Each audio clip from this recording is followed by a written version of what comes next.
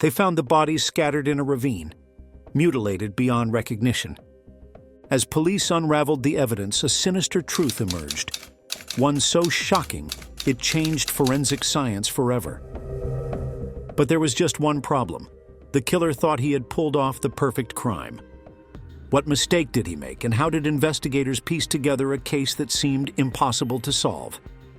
Stay with me as we uncover the chilling mystery of Dr. Buck Ruxton, the man who has honestly been given a nickname, the Savage Doctor. No one in Lancaster had any idea that the well-liked doctor living at 2 Dalton Square was hiding something dark enough to send shockwaves across the country. Dr. Buck Ruxton looked every bit the caring physician, soft-spoken, generous, even waiving fees for patients who couldn't pay. People trusted him with their lives, but behind closed doors, something far more sinister was brewing. What drove this respected man to the brink, and how did it all begin? To understand that, you have to go back, way back, to Bombay, British India, in 1899.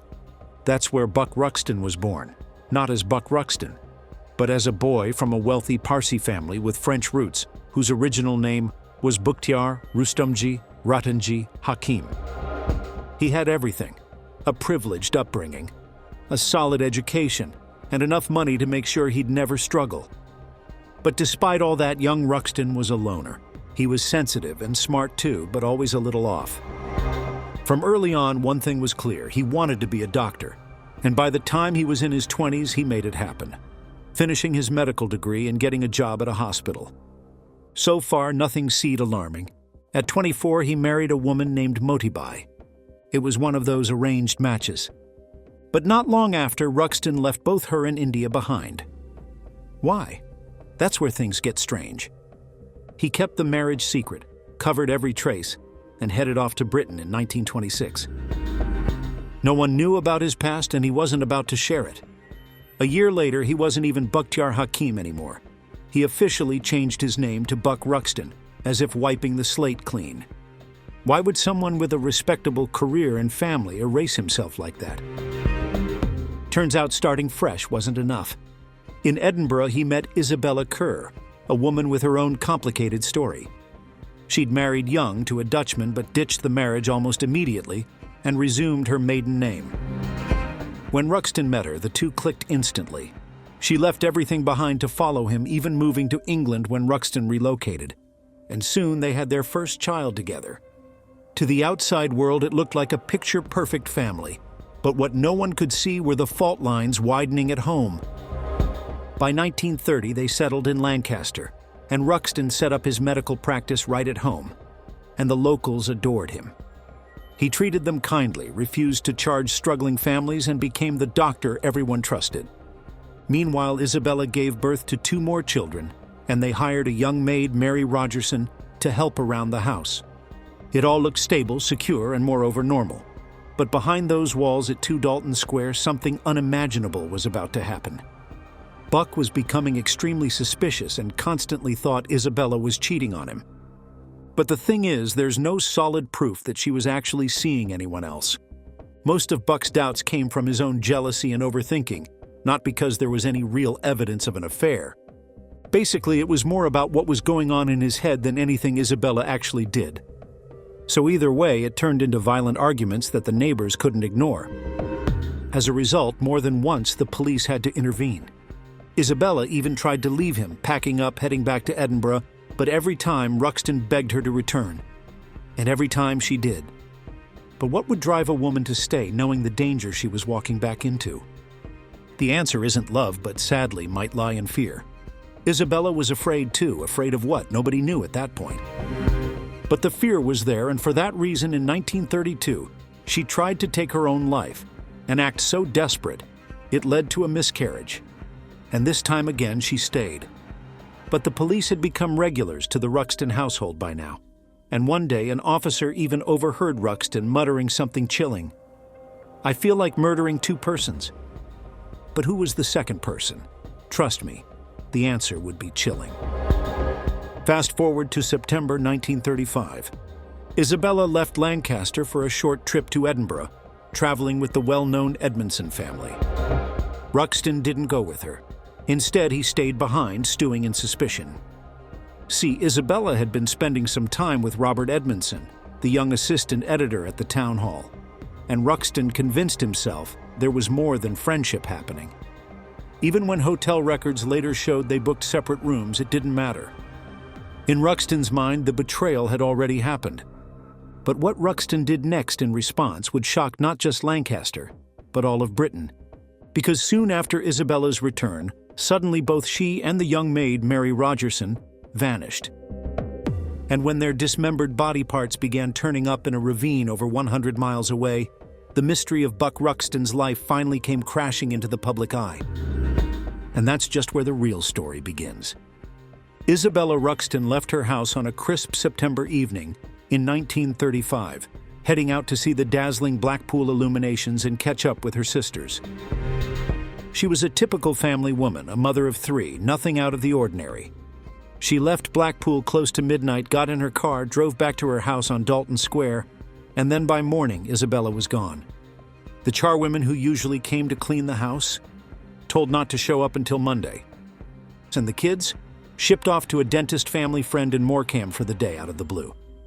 But it gets stranger. That Sunday afternoon, Buck Ruxton, Isabella's husband, casually visited one of his patients, Mrs. Hampshire, asking her and her husband to help him get the house ready for decorators.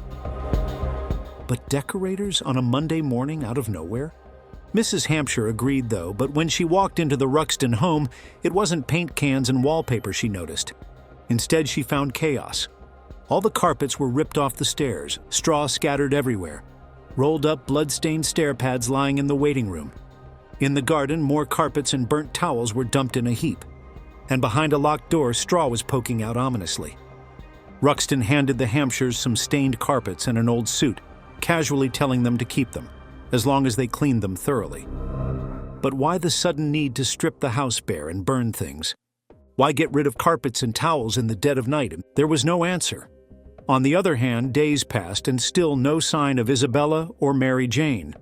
Until one Sunday morning, miles away in the Scottish countryside, a young woman looked over the side of a bridge coincidentally.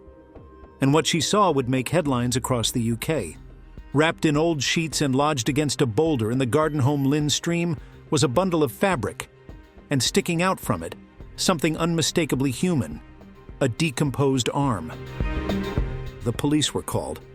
And once they opened that bundle, they realized they were dealing with something monstrous. Human remains.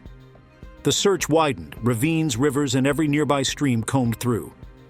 One after another, more bundles appeared. 2 heads, arms, legs, torsos, and everything was chopped up and wrapped in children's clothes, pillowcases, and newspapers.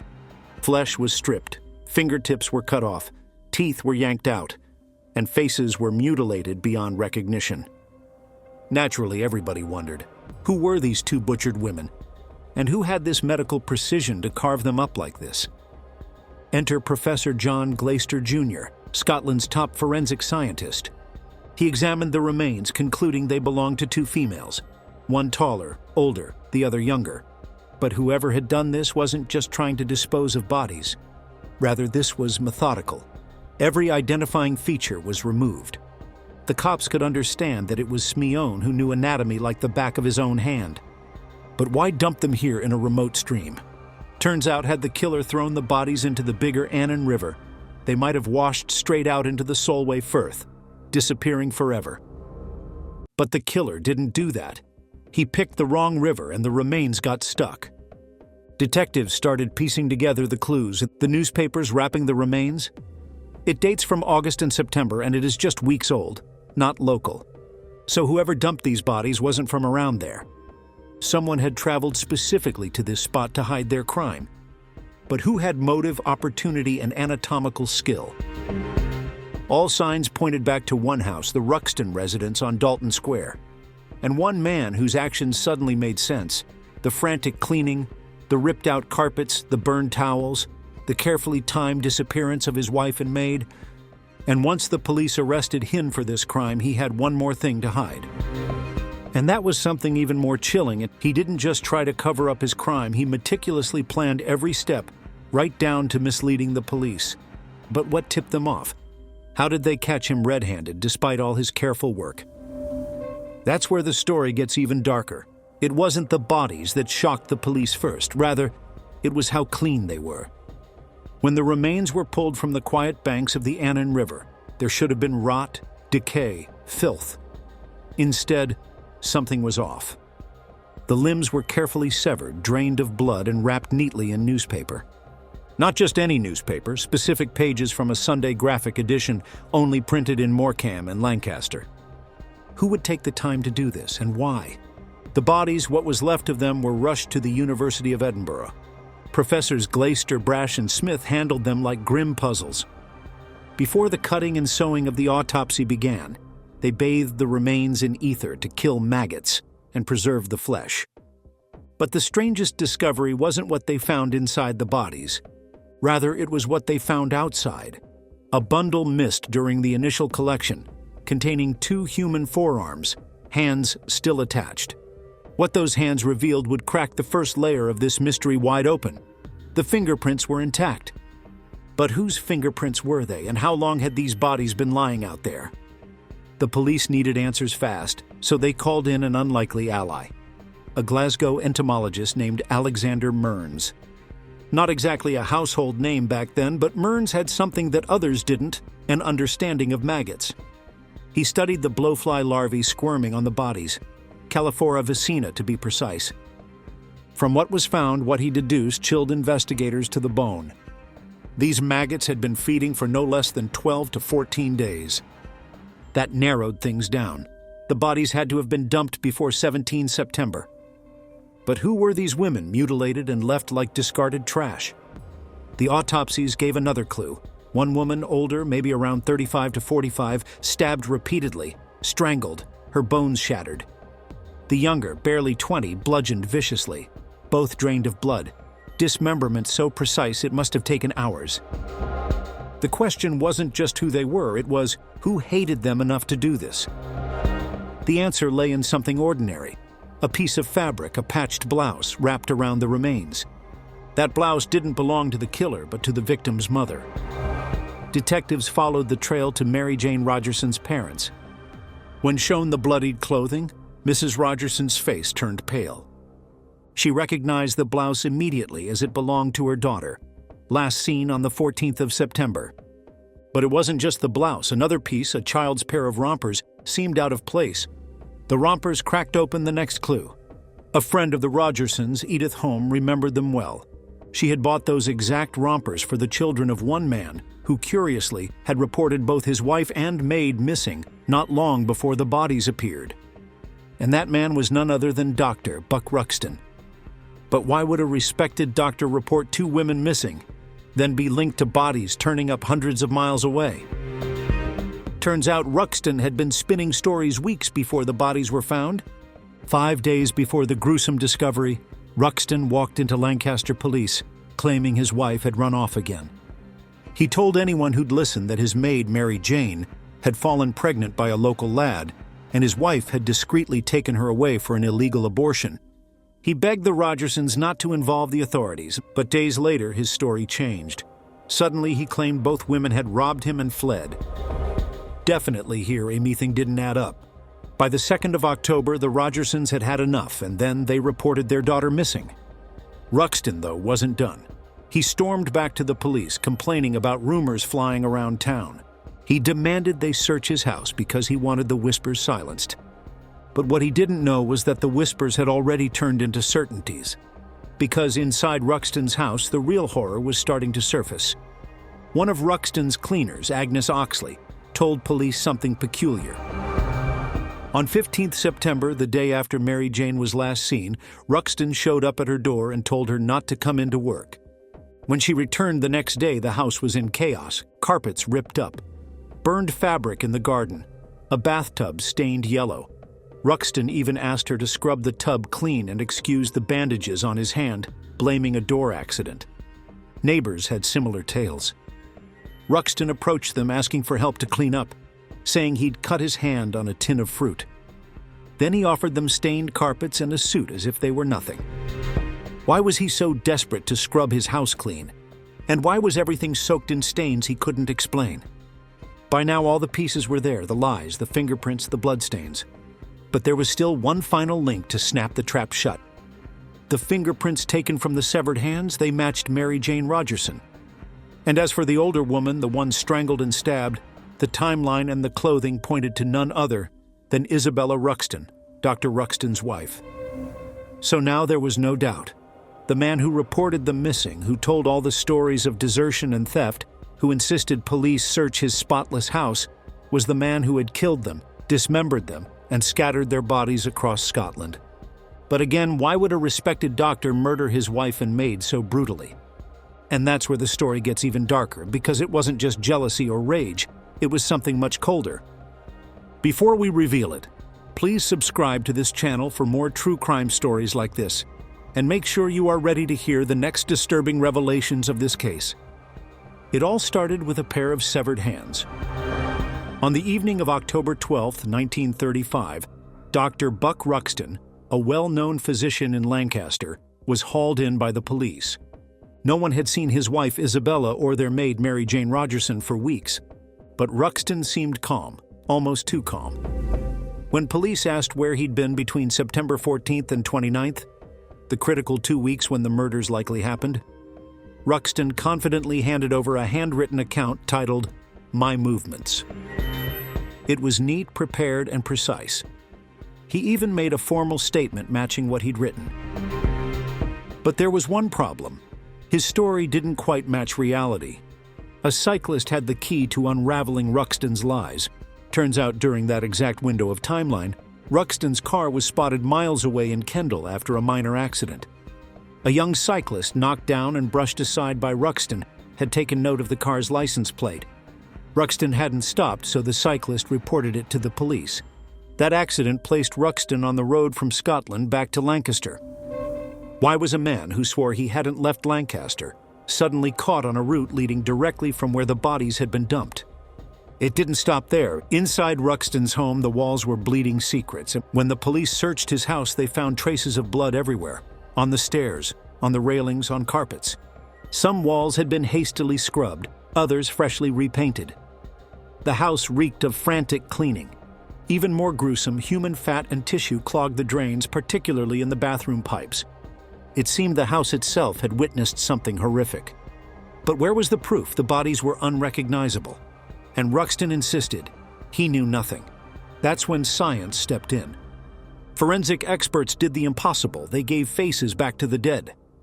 They turned to Isabella's old studio portrait. Using a new forensic technique, scientists superimposed X-rays of the skull onto her photograph. The bones fit perfectly. As a result, Ruxton was charged with murdering not one, but both women. The trial kicked off in March 1936. Ruxton pled not guilty. Prosecutors painted a chilling picture. A jealous, paranoid man who snapped. They argued that Ruxton murdered Isabella in a fit of rage, possibly over suspected infidelity. And when Mary Jane witnessed the crime, she too had to die. Blood trails on the stairs, deep cleaning, bodies dumped miles away. It all lined up. But Ruxton's defense fought back hard. They claimed the bodies weren't Isabella and Mary Jane at all. Maybe they were strangers. Maybe it was all a coincidence. Then on the 9th day, Ruxton himself took the stand, and Ruxton's own words sealed his fate. On the stand, Ruxton broke down, weeping uncontrollably, clutching a silk handkerchief like a man unraveling. He spun wild stories. His wife had gone to Edinburgh, Mary Jane too, something about arranging an abortion. He admitted to frequent arguments with Isabella but denied any violence. But his story shifted and details changed suddenly, and that's when the jury saw through him. In the end, the forensic evidence, those fingerprints, the matching skull, the blood-soaked staircase, left no room for doubt. Ruxton was found guilty. He also admitted to both murders, explaining that a jealous argument turned deadly and that he dismembered the bodies to hide his crime. And the chilling question lingered long after the trial ended. How many more secrets had been buried, never to resurface? And just like that, Ruxton was sentenced to death. Standing in the courtroom, with the weight of his life slipping through his fingers, he simply said, "I am very sorry." Now, was that enough to turn the tide? On April 27, 1936, Ruxton stood in front of 3 powerful judges at the Court of Criminal Appeal. The Lord Chief Justice himself reviewed his case. They dismissed it and the verdict stood. So if Ruxton was guilty, why, hours before he was due to hang, did he write a letter to his lawyer, calmly thanking him for his defense, insisting, "I am entirely innocent of this crime"? Why did over 10,000 people sign a petition begging for clemency? The very next morning after Ruxton's execution, the truth broke loose, but not in court. A Sunday newspaper printed a confession Ruxton had written right after his arrest. A confession no one had seen until he was dead. In it, he finally admitted to why he killed them. He killed his wife in a jealous rage, convinced she was cheating. Mary Jane Rogerson, their maid, had simply been in the wrong place at the wrong time. She witnessed the whole violence, so as he wrote, "I had to kill her." And yet, even with the truth out, questions remained, because no matter how hard police searched, they never recovered one major thing: Mary Jane Rogerson's torso. Most believed it was swallowed by the Solway Firth or lost forever. Rather, what they did recover, the dismembered remains, were quietly buried in Overton. And what about the scene of the crime itself? The house on Dalton Square, once the respectable Ruxton family home, became a shell, empty and abandoned for decades. People avoided it. Until finally, in the 1980s, it was gutted and renovated. The bathroom, where the gruesome dismemberment happened, was stripped clean and turned into an office. Except one piece of the past refused to disappear: the bath. The very bath used to carve up the bodies, and it was taken from the house, used as evidence at trial, and then, strangely, repurposed by Lancashire's mounted police as a horse trough. Today it sits in the Lancashire Police Museum, a silent witness to the horror. And what became of Ruxton's children, Elizabeth, Diane, and William, after the scandal shattered their world? They quietly disappeared from public view, believed to have been raised in an orphanage in the Wirral. But really, what kind of darkness brewed inside Buck Ruxton before that rage finally boiled over? Why did he start doubting his wife in the first place, and why did he get so crazy to kill her that way? Tell us your views in the comments, and don't think all these disturbing murders used to happen only in the old times. While this was indeed bone-chilling, if you see the violence of Gen Z people now, you might want to feel pity on humankind, or throw up feeling too disturbed. Want to try? Watch this next video. Subscribe to the channel for more. See you soon.